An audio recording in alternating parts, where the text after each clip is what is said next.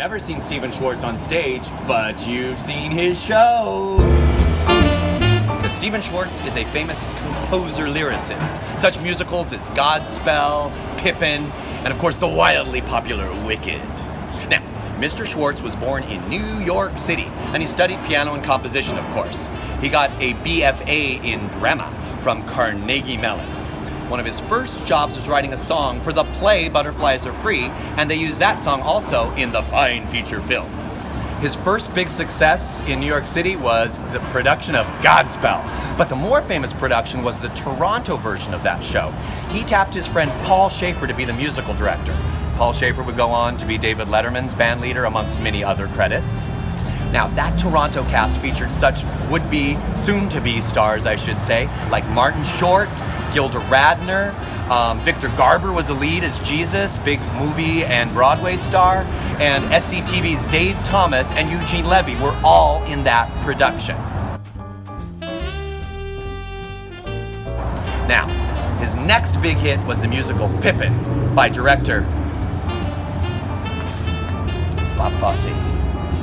That show would run over 1,000 performances also. In fact, he did 3 musicals that ran over 1,000 performances.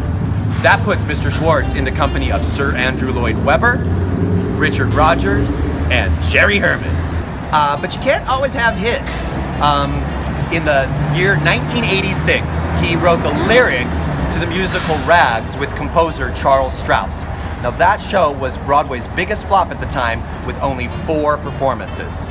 Fun fact, my first professional gig in California was the West Coast premiere of that musical, and I had the dramatic solo line of, "Anyone who's ever had tuberculosis over here in this line."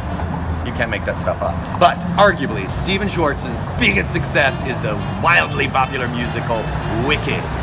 It did its out-of-town tryout in San Francisco. Fun fact, I got to see that tryout starring Idina Menzel and Kristen Chenoweth. Its first opening night performance was over 4 hours long. Of course, they trimmed it a little bit, and they worked out all the kinks before they took it to Broadway, and I guess it worked pretty well, because that's one of the few musicals that has hit the $1 billion mark. Woo! Congratulations, Mr. Stephen Schwartz. This is Todd Pickering for Walk of Fame Wednesdays. I will see you next week in Hollywood.